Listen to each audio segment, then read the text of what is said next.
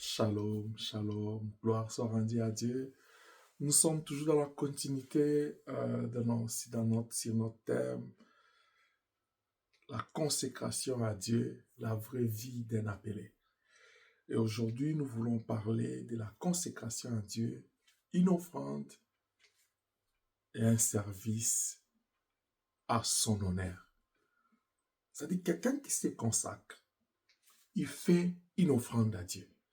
Quelqu'un qui se consacre, c'est pour servir le Seigneur.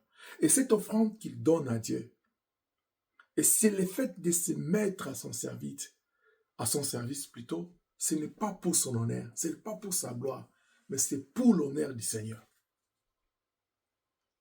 Que Dieu soit loué.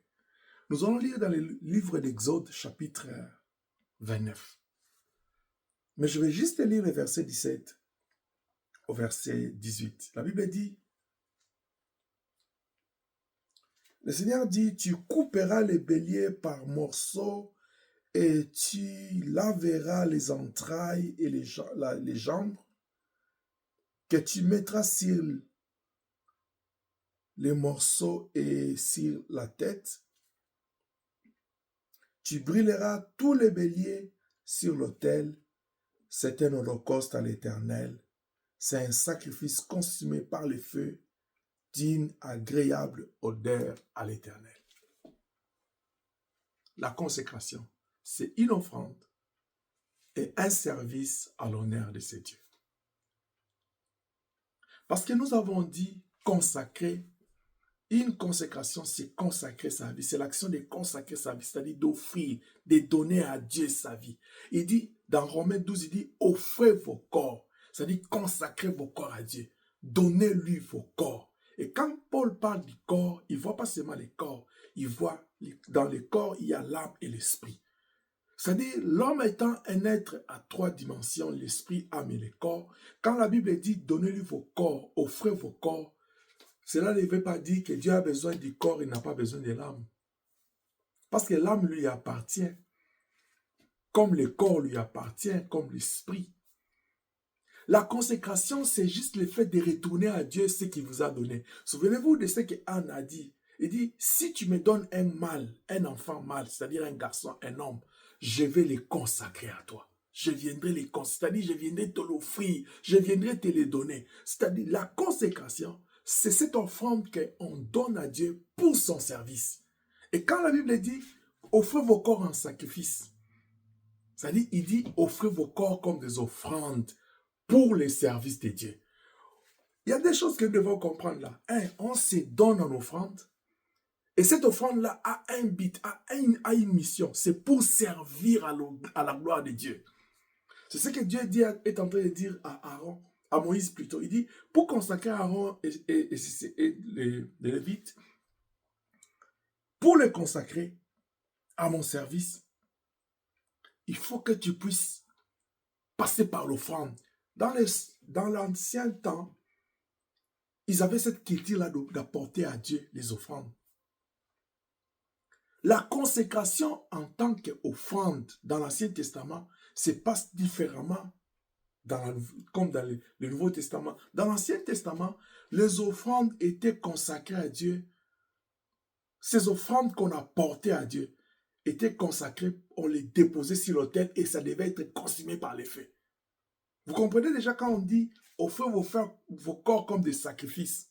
C'est-à-dire, donnez vos corps sur l'autel de Dieu qui est la parole. Et c'est la parole de Dieu qui doit vous briser. Et à la fin, on dit ce qui sera d'une agréable odeur à Dieu. C'est-à-dire, quand on apportait l'animal, on le met sur l'autel, on le consigne par le feu. Personne ne prenait rien parce que c'était la cendre qui restait, c'était la poussière qui restait. Mais qu'est-ce que Dieu recevait dans ça? L'odeur. Bien aimé, offrir nos corps en sacrifice, c'est-à-dire nous offrir comme des offrandes, c'est que nous devons nous laisser sur la table du Seigneur, sur sa parole, pour que la parole de Dieu nous brise, afin que nous puissions, qu'il ne reste rien de nous. Et qu'est-ce que le Seigneur va profiter de ça? C'est l'odeur que nous allons dégager après avoir mouru dans ce corps, après avoir renoncé à cette vie. l'odeur que nous allons dégager comme les enfants de Dieu, l'odeur que nous allons dégager comme des consacrés, l'odeur que nous allons dégager comme des mises à part, cette odeur-là, on a écouté ça, on a senti ça plutôt à Antioche. Quand les disciples dégageaient l'odeur des chrétiens, on dit, ces gens, ils dégagent une autre odeur. C'est l'odeur de ceux-là qu'on a tués qui s'appelait Christ, ceux qui sont des chrétiens. Quand Pierre était en train de rôder autour du feu, on a senti son odeur. L'odeur de quelqu'un qui est brisé par la parole, qui commence à parler comme le Seigneur, à faire les choses comme le Seigneur. On dit, toi aussi, tu parles comme l'un des... Il dit, non, non, Pierre, ce n'est pas la question de dire oui ou non, c'est ton odeur que tu dégages. L'église aujourd'hui est préoccupée par des déodorants, les parfums, des marques. On se parfume, on veut se donner des odeurs, des noms. Vous voyez, tout le monde a des parfums, des noms, des griffes. On porte ces odeurs-là, on pompe sur nous. Parce que ça nous préoccupe, parce que ça fait du bien. Je ne dis pas que c'est un péché, c'est bon. Mais c'est quoi l'odeur que le Seigneur il sent de nous? Quand nous nous approchons dans l'adoration, quand nous nous approchons dans la prière, quand nous nous approchons dans ce sacerdoce pour offrir des sacrifices, c'est quoi l'odeur que nous dégageons? Bien aimé, j'aimerais encourager quelqu'un à ce jour. Ce n'est pas l'odeur du parfum là que tu mets sur toi que le Seigneur ressent. Il a besoin de l'odeur des bonnes œuvres. Il a besoin de l'odeur de quelqu'un qui a renoncé à sa vie pour confier sa vie au Seigneur, laisser l'autorité de sa vie à Christ. C'est l'odeur de ces gens-là que Dieu a besoin. Parce qu'un sacrifice placé sur l'autel ne parle plus. On a déjà égorgé, on a déjà coupé en morceaux, on a déjà allumé le feu, le sacrifice ne parle plus. Mais il y a beaucoup de gens aujourd'hui, ils sont sur l'autel et en train de parler. Il dit, moi je n'aime pas, moi de telles choses ça ne passe pas, tu sais pas, tu ne me connais pas. Non, bien aimé, tu n'as pas encore renoncé, tu n'es pas encore brisé. On ne passe pas à l'autel pour devenir sacrifice, pour se consacrer, si tu n'es pas encore brisé, si tu n'as pas encore renoncé. Vous voyez, pour arriver là, l'homme qui apporte son animal, il a renoncé à cet animal-là. Il dit non, ça, de ce que j'ai comme 20 animaux là, je prends un. Donc, les 1 ici, c'est pour Dieu. Quand on lui demande, tu as combien d'animaux maintenant? Il dit 19. Parce qu'il a déjà renoncé à 1. Toi, tu es en train de dire que tu es consacré. Mais tu n'es pas encore un animal renoncé. Tu n'es pas encore renoncé aux choses pour lesquelles tu es attaché. La consécration, c'est une offrande qu'on donne à Dieu. C'est aussi un service. C'est-à-dire, quand je lui donne ma vie en offrande, c'est pour le servir. Est-ce que je parle à quelqu'un? Tu ne peux pas être sur l'autel. On veut te consumer pour te consacrer à Dieu, mais tu parles encore. Gloire au Seigneur. Vous voyez Abraham, quand il a posé son enfant Isaac, avant même toute chose, quand il a posé là, il devait couper. Parce que l'offrande, on ne peut pas brûler l'offrande, une offrande qui parle. Il doit se taire. Parce que le Seigneur est dans son sanctuaire, toute la terre doit faire silence. On doit égorger. Toi, tu es sur l'autel, tu prétends être sur l'autel, tu prétends être enfant de Dieu, tu prétends te consacrer, tu n'es pas encore brisé. Tu n'es pas encore brisé. Il suffit seulement qu'on touche à un point de ta vie. On dit, tu vas sentir comment je me chauffe. Mais 10 ans dans la vie chrétienne, 10 ans dans les choses de Dieu, 20 ans, 25 ans. Quand on dit Jésus revient bientôt, tu dis Amen. Mais tu es en train de dire Amen à quelque chose qui n'est pas bon pour toi. Parce que s'il revient bientôt, quel sera ton sort? Oh, j'aime cette parole. On devait consumer l'offrande qui était consacrée à Dieu. Il dit, offrez vos corps. Ça, c'est l'Ancien Testament. Il dit, on devait mettre l'offrande sur les feux et les consumer. Maintenant, dans le Nouveau Testament, il dit, non, non, je n'ai pas besoin de l'offrande de l'animal. Cela ne veut pas dire que non, Dieu...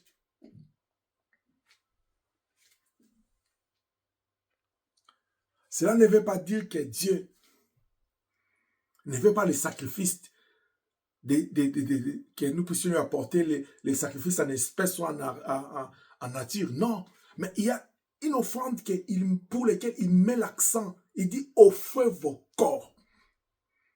Si dans l'Ancien Testament, il avait mis l'accent sur les biens, parce que c'est ce qu'il avait besoin à l'époque. Dieu, là, il a besoin, premièrement, avant que je lui apporte ma dîme d'argent, ma dîme de biens, ou l'offrande de biens ou d'argent, Dieu a d'abord besoin que notre vie soit l'offrande, que notre vie soit offert en sacrifice pour lui.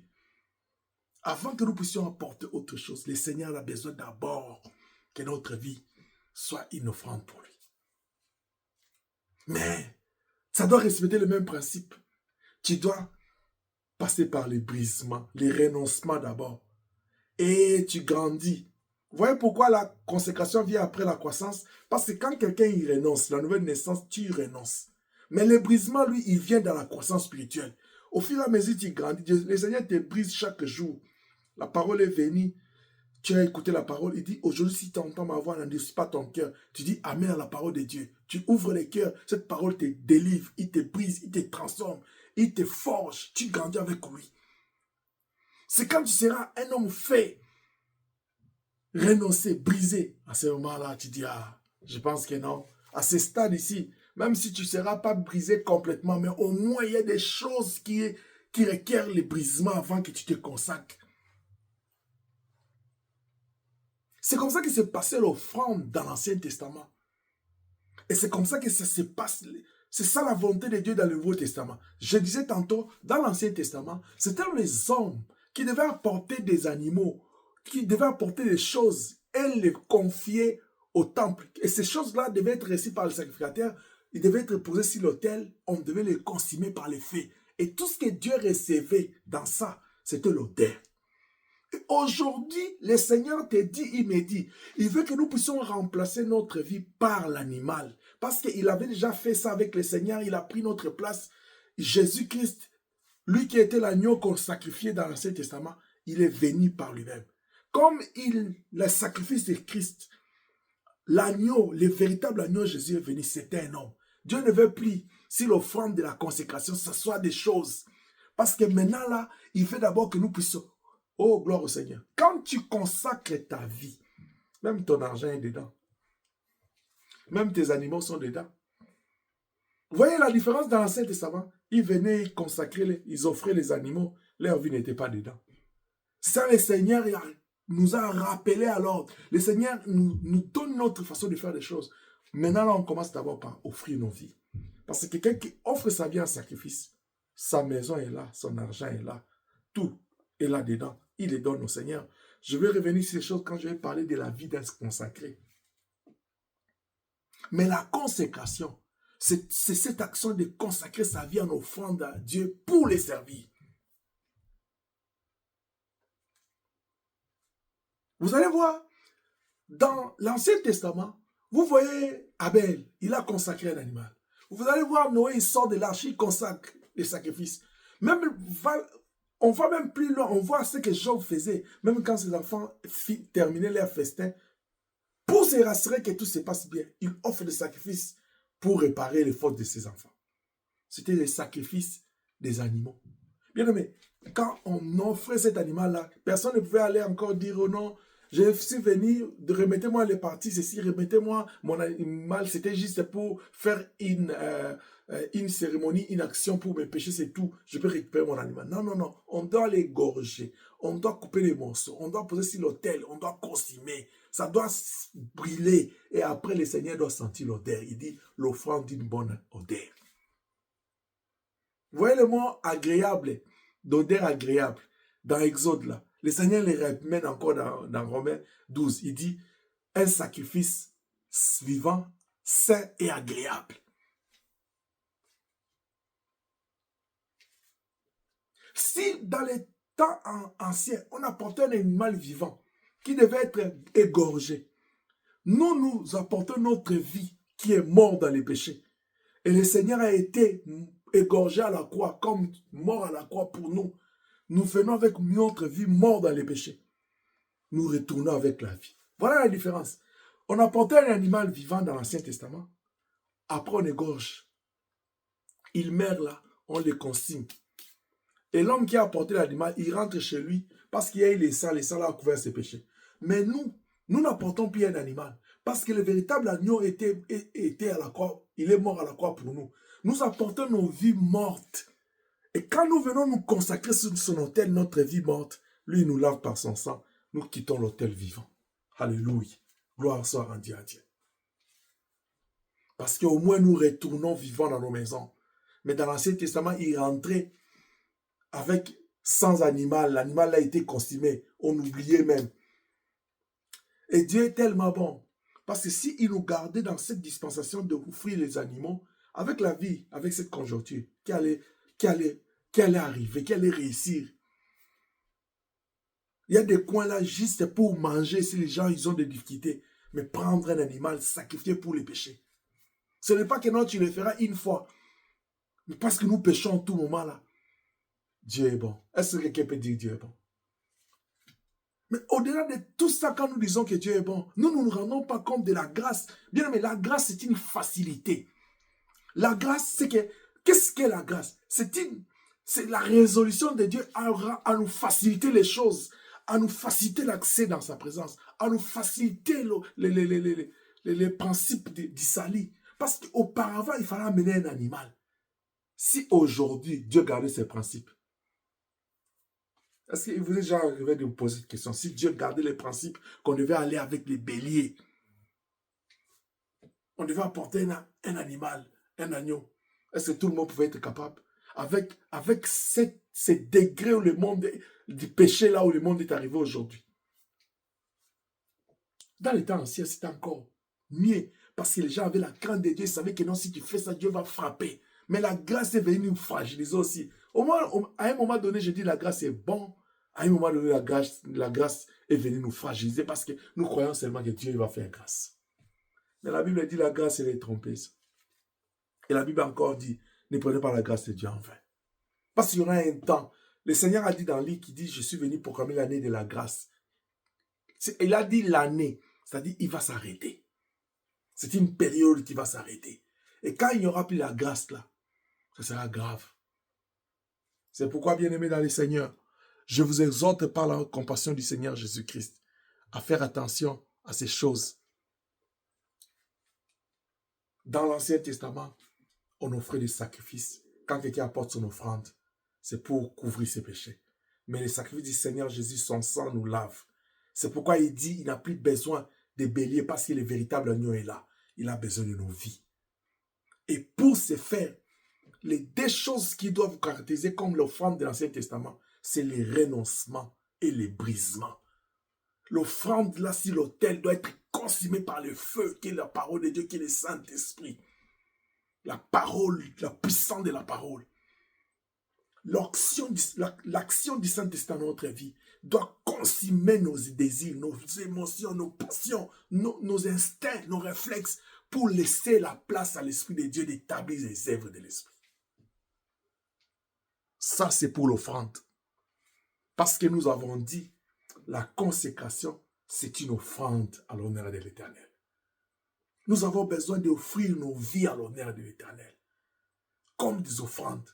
Et quand tu lui donnes ta vie, tu n'as pas besoin de dire encore j'aime, pas j'aime, ou attendre à ce que non, tu as encore quelque part où tu touches. Non, lâche ta vie au contrôle du Seigneur. Maintenant que tu lui donnes ta vie en offrande, il doit te briser, tu dois te renoncer, tu dois accepter d'être sous son autorité. Pour faire quoi? Pourquoi tu lui donnes ta vie? C'est pour lui servir d'honneur. Parce que quand ils apportaient l'offrande dans l'Ancien Testament, c'était pour la gloire du Seigneur. Soit l'offrande de reconnaissance dit, ah, Dieu m'a donné les fruits de mon champ, les fruits de mes bétails, je vais aller reconnaître Dieu.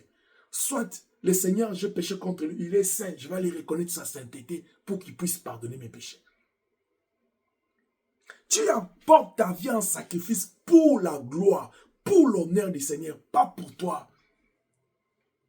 C'est pourquoi l'apôtre Paul a raison, il a dit, pour moi, annoncer l'évangile, c'est une obligation qui m'est imposée. Par là, l'apôtre Paul est en train de reconnaître l'honneur, la suprématie, l'autorité de celui qu'il a appelé. Si aujourd'hui, toi, tu penses être serviteur de Dieu, c'est un honneur pour toi, c'est une gloire pour toi. Mais laisse-moi te dire, la gloire revient à celui qui assiste le trône. Parce que c'est lui le visionnaire, c'est lui la tête du corps, c'est lui le patron de l'œuvre et nous ne sommes que des serviteurs. Et n'oublie pas que tu vas rendre compte à Dieu. C'est pourquoi l'apôtre Paul nous dit dans 1 Corinthiens 3:10, il dit, moi j'ai posé le fondement, mais que chacun fasse attention de la manière qu'il bâtit dessus. Jésus a posé, les apôtres sont venus, ont travaillé. Qu'est-ce que nous devons nous poser comme question? Comment je bâtis dessus? Parce que le Seigneur nous va nous demander compte. Il va nous demander compte de la manière que nous le servons. La Bible dit dans Éphésiens, étant monté en haut, il a pris des hommes, des captifs. Pourquoi il avait besoin de captifs? Après, la Bible dit, il les a fait des dons à l'église. Pourquoi? Pour les servir. C'est-à-dire, ce sont des gens-là que lui-même l'a consacrés. Il a appelé, il les a élus, il les a consacrés à son œuvre. Si tu es né de nouveau, tu dois te consacrer au Seigneur. Tu dois donner ta vie comme offrande pour servir Dieu.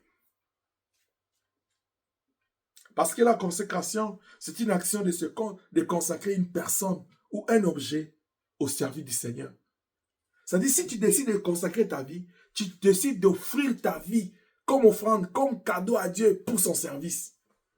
10 ans dans la vie chrétienne, qu'est-ce que tu fais pour Dieu? Tu es là seulement, alléluia, amen.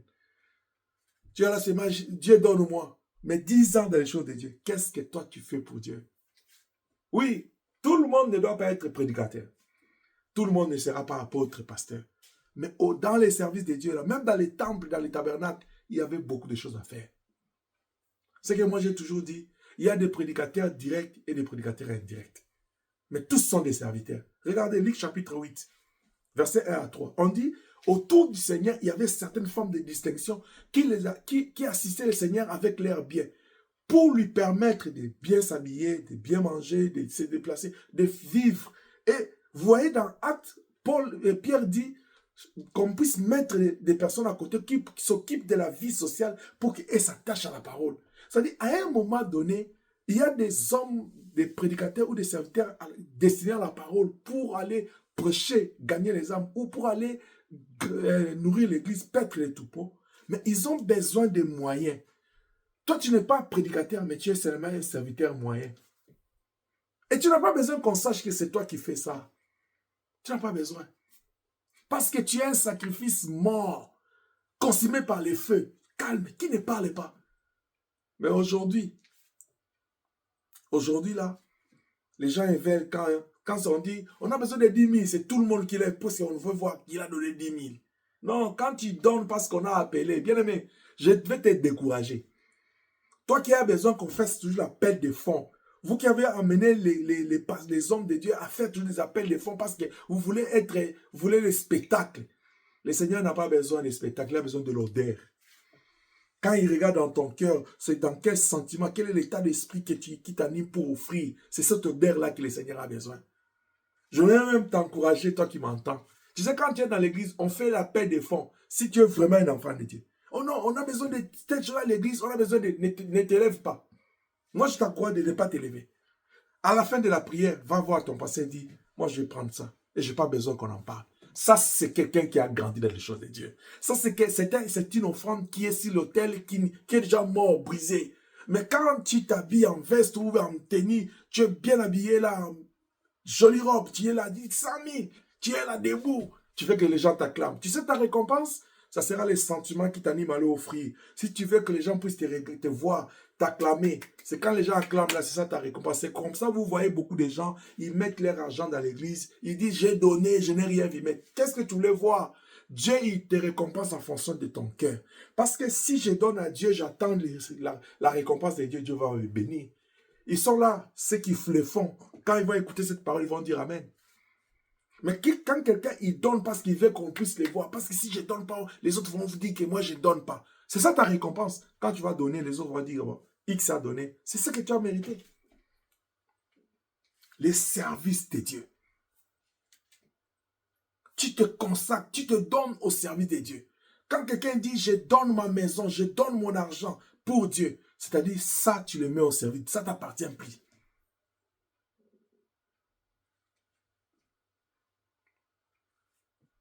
Alléluia.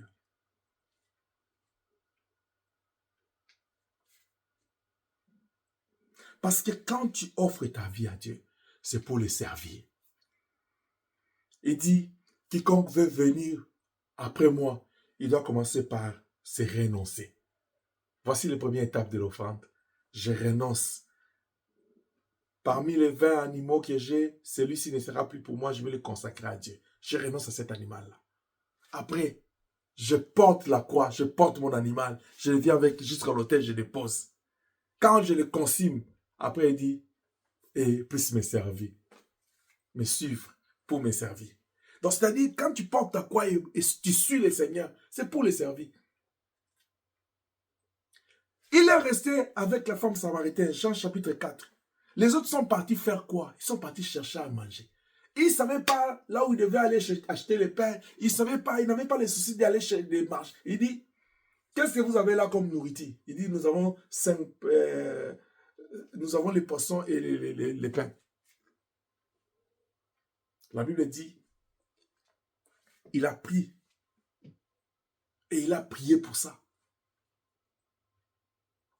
Et c'était pas son affaire. Lui, son affaire, c'était de rester dans la parole.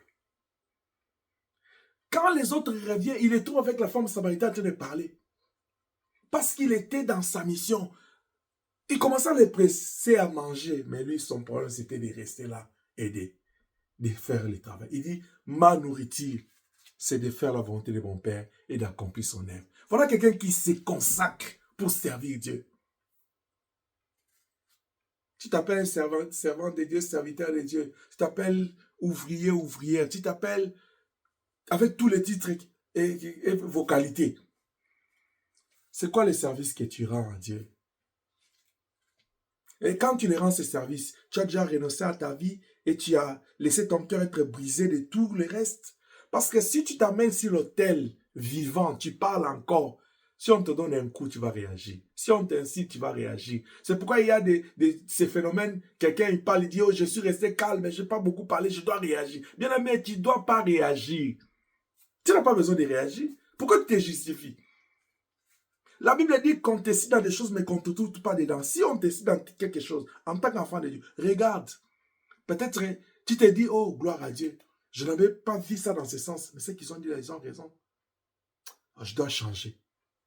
J'aimerais te dire, tu n'as pas de compte à rendre à un homme, parce que l'homme n'est pas ton créateur. Tu as des comptes à rendre à Dieu. Maintenant, les choses ont changé. Les gens, ils ont plus crainte des hommes parce qu'ils pensent qu'ils ont des comptes à rendre aux hommes. Non, non. Vous savez, tout ça, c'est pourquoi? C'est parce que nous avons atteint un niveau d'orgueil. Parce que nous voulons nous faire passer à des anges. Non. Tant que nous avons ces corps ici, il y a le sang et la chair. C'est un corps du péché. Nous allons pécher. Ne te dis pas que non, tu es extra, tu es saint. Non, il n'y a que celui qui est saint, c'est Dieu. Nous devons apprendre à offrir nos corps en sacrifice, à consacrer notre vie sur l'autel pour qu'il soit brisé. Laisse-toi briser par la parole, laisse-toi briser par le Saint-Esprit, laisse-toi briser par Dieu, parce que Dieu a besoin d'un sacrifice qui a renoncé à sa vie, qui s'est consacré à lui pour être brisé, et qu'à l'état là, brisé, consumé, brûlé complètement, que Dieu sente l'odeur. Et je mérite de dire, tu vois l'odeur là, ça va s'améliorer du jour au jour. Il y a des gens qui, on les a amenés sur l'autel là, ils sentent mauvais, mais le feu commence à changer l'odeur. Tu vois le feu, ça change l'odeur. Tu vois même quand tu prépares, quand tu as la viande, quand ce n'est pas encore cuit là, ça a une autre odeur, n'est-ce pas? Mais quand tu commences à mettre les épices, tu mets sur le feu, ça change l'odeur. Que quelqu'un dise à ce moment, Seigneur, change l'odeur de ma vie. Je viens dire à quelqu'un, il y a d'autres bénédictions qui te fouillent parce que tu sens mauvais. Quelqu'un, il regarde, il dit, non, non, je ne parle pas de l'odeur de ce corps, je parle de l'odeur spirituelle. Parce que la bénédiction, ça quitte du ciel vers toi. Il te localise, il dit, mais ça, il y a celui-là, chez qui, vers qui on m'a envoyé, il doit avoir un nom. L'ange Gabriel a dit à Daniel, dit, Daniel, le bien-aimé de l'Éternel. Pourquoi? Parce que Daniel dégageait l'odeur qui est agréable à Dieu. C'est quoi l'odeur que tu dégages? C'est l'odeur de la haine, de la colère, de l'impureté, de l'impudicité, du péché, de la cupidité, de tous les maux de ce monde. C'est ça l'odeur que tu dégages. Et tu es là dedans, même quand tu tombes, Même les petits remords là du Saint-Esprit en toi, là, c'est étouffé, c'est éteint. Même quand on vient te dire, donc tu justifies, tu dis non, ça fait quoi? C'est comme ça que tout le monde fait plutôt. Je vais te dire, tu n'es pas tout le monde. Tu n'es pas tout le monde. On dit le corps est un, mais il y a plusieurs membres. C'est-à-dire que toi, tu es un membre dans le corps. Tu n'es pas l'œil, tu es l'oreille. Tu n'es pas l'oreille, tu es l'œil. Et si tout le monde était œil, l'homme ne pouvait pas être humain. Il allait être qui? Les yeux partout dans son corps. Mais qu'est-ce qui allait tenir pour toi pour que tu manges? Qu'est-ce qui allait s'ouvrir pour que tu parles? Parce que tu allais toujours commencer à voir. C'est comme quelqu'un qui a les yeux, il voit, mais il ne parle pas. Vous savez si vous lui demandez à Bartimée, gloire au Seigneur, Jésus-Christ, fils de David, aie pitié de moi, le Seigneur. Il dit, que veux-tu que je fasse pour toi? Bartimée n'a pas dit, j'ai besoin du Père, mais à tout le monde, il demandait. Mais au Seigneur, le Créateur, il a dit, je vais voir. Je vais arriver au niveau de tout le monde. Il voit ta gloire, il voit les merveilles. Il n'a pas besoin de demander. Aujourd'hui, pour que je sente que c'est toi, j'ai demandé qui? De qui il s'agit ce bruit-là? La consécration, c'est une offrande, un sacrifice à l'honneur de l'Éternel. Tu dois consacrer ta vie. Tu dois consacrer tout ton être comme une offrande à Dieu. C'est-à-dire, ce qui doit renoncer à ta vie, laisser ta vie être brisée par la parole et au service du Seigneur. Quand tu fais ces trois choses, c'est à ce moment-là que tu peux dire, j'ai consacré ma vie, selon que la parole de Dieu dit, comme un sacrifice vivant, c'est agréable. Parce que je dois renoncer à ma vie. Je dois placer ma vie sur l'autel pour être brisé par le feu qui est la puissance de la parole. Et je dois laisser ma vie au service du Seigneur pour que tout ce que je vais faire, que le Seigneur sente l'odeur agréable. Que cette parole trouve une place dans nos cœurs. Et que le Saint-Esprit nous aide là où on est à comprendre que à un certain niveau de la vie chrétienne, nous devons renoncer à tout pour Dieu. Nous devons laisser que la parole de Dieu et la puissance du Saint-Esprit briser notre être et nous devons nous donner au service de Dieu. Que la paix de Dieu soit avec nous tous et que le Seigneur nous bénisse. Dans le nom de Jésus. Père, merci. Merci pour cette parole. Sanctifie chacun de nous par cette parole. Brise nos cœurs, délivre notre âme et restaure les vies. C'est au nom de Jésus-Christ. Nous avons ainsi prié. Nous disons Amen. Que mon Dieu vous bénisse au nom de Jésus-Christ. Shalom.